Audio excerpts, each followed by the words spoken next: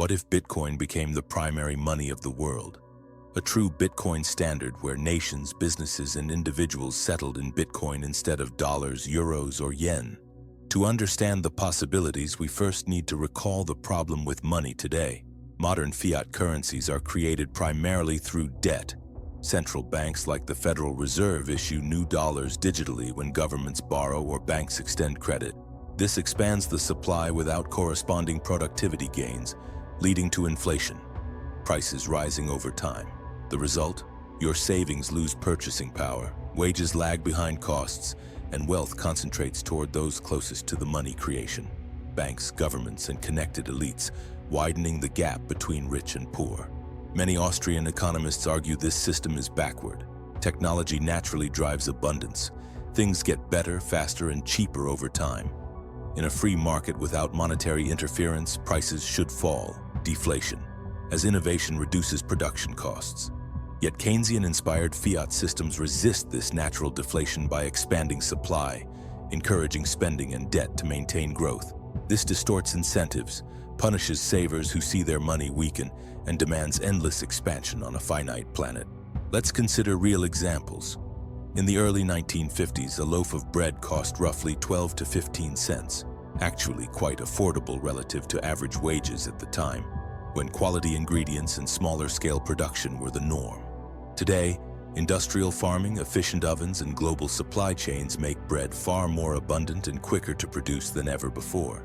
Arguably, the shift to large corporate farms and widespread pesticide use has made ingredients not only more abundant, but often lower in nutritional quality. Yet the average price has surged to around $2.50 or more. That's nearly a 2,000% increase, driven almost entirely by monetary inflation, not scarcity. Wouldn't it make sense for bread to be cheaper now when it's easier to produce and more plentiful? In a system without constant money expansion, it absolutely would. The Big Mac Index tells a similar story. Introduced in 1967 for about 50 cents, it's now typically $5 to $6 in many places, a roughly 1,100% increase that far outpaces real wage growth adjusted for productivity. Not to mention, the portion size has decreased over the same period. These are just two everyday items, but expand that pattern across the entire economy, and you see why costs feel crushing. Utilities, mortgages, groceries, credit card debt, and general living expenses have all soared. Meanwhile, average household income over the last 50 years has risen only about 40 to 50% in real terms after inflation, leaving most people running harder just to stand still. This is what should happen globally for most products and services. Prices falling as technology advances. A brief look at televisions shows the ideal. Massive price drops over decades due to innovation, making them vastly more affordable relative to wages. In a deflationary environment, this abundance-driven decline would be the norm across the economy, not the exception. Deflation isn't the enemy, theory claims.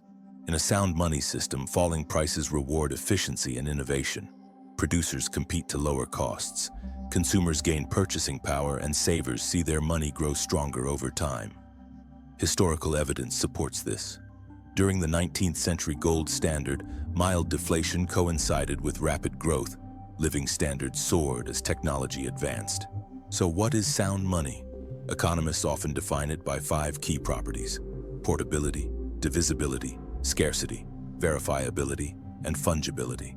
The best money excels in all 5 categories. Bitcoin does exactly that.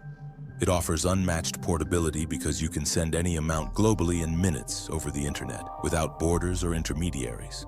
Divisibility is seamless down to 8 decimal places, 1 Satoshi or 100 millionth of a Bitcoin. Scarcity is absolute with a fixed cap of 21 million coins and issuance that halves every 4 years. Verifiability comes from the open blockchain ledger, accessible to anyone without needing trust. And fungibility ensures every Bitcoin is identical and interchangeable, with privacy tools enhancing it further. In a Bitcoin standard world, incentives shift dramatically. People and nations would need to produce real value, goods, services, innovation, to earn Bitcoin. No printing to fund deficits. Savers would be rewarded as prices fall with tech progress. Your holdings buy more tomorrow. Wars become expensive and short-lived. Governments couldn't inflate to pay for endless conflict. Citizens feel the direct cost without hidden inflation taxes. Everyone gets a fairer chance. A farmer in Africa or entrepreneur in Asia accesses the same money as a Wall Street trader. No gatekeepers denying accounts based on location or status. The world definancializes. Oligarchs and corporations would lose much of their leverage. Endless cheap borrowing to buy assets and widen gaps ends without money printers. Early adopters hold advantage, yes, but historical hard money shifts like gold discoveries always rewarded pioneers. Over time, adoption equalizes. Those early adopters will still need to purchase assets, daily services, and anything else viable to their life. Many worry a Bitcoin standard would cause hoarding, people locking away money and stalling the economy. But in reality, it would encourage wiser choices, spending thoughtfully on needs and quality rather than mindless consumption, as today's record credit card debt levels show how easy money drives impulse buying. When your money holds or gains value over time, you naturally save more and spend deliberately. You'll still buy food, shelter, experiences, and wants, but with intention. The world could become less materialistic, focused on lasting value over endless stuff. The opposite happens when money is abundant and unearned, printed freely through fiat systems.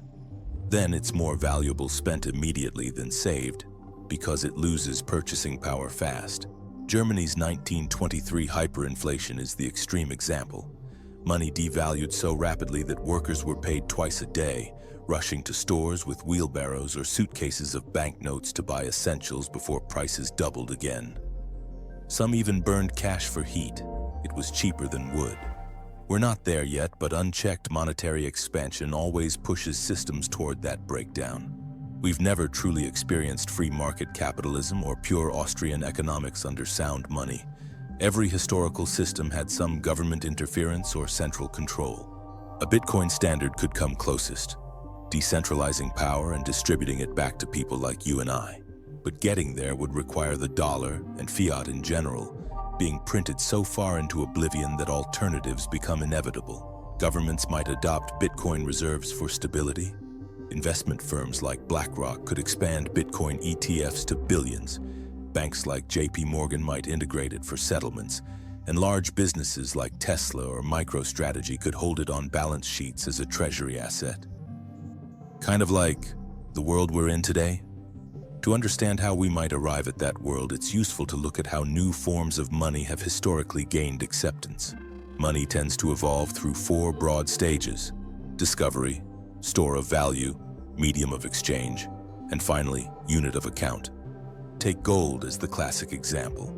Thousands of years ago, people first discovered gold as a shiny, rare metal, valued for jewelry and ornaments, a collectible with aesthetic appeal. Over centuries, its scarcity, durability, and divisibility made it a reliable store of value. Kings hoarded it, merchants accepted it for large trades. Only after generations, spanning millennia, did it become the dominant medium of exchange, backing currencies and facilitating global commerce. The timeline was slow, from early Mesopotamian use around 3000 BC as ornaments, to Lydian coins in 600 BC as standardized money, to the full classical gold standard in the 19th century.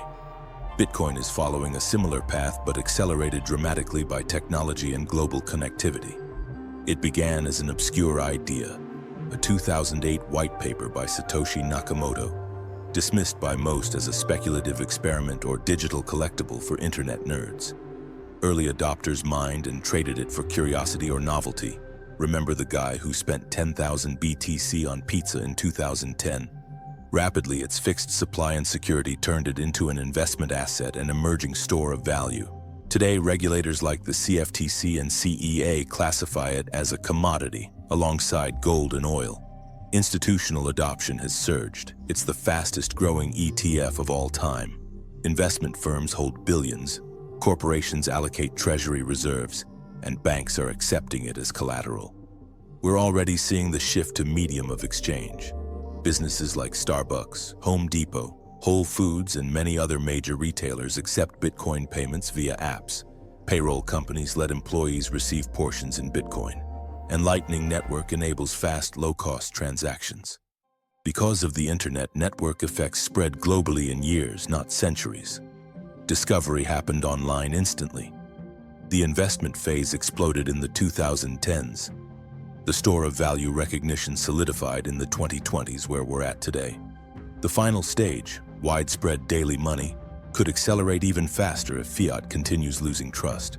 We've never truly experienced a free market under Austrian economics and sound money. Every historical system had some government interference, central control, and the disease of Keynesian economics. A Bitcoin standard could come closest, decentralizing power back to the people and aligning incentives with productivity. The path forward depends on continued adoption and perhaps the ongoing pressures on fiat itself. What kind of world do we want? One rewarding production, innovation, and patience, or one reliant on constant expansion, debt bubbles, and arbitrary elitist control and wealth gaps? If this gave you a new perspective on money and you're ready to uncover more hidden truths, hit subscribe and turn on notifications. I'll be your guide for more debasement theory.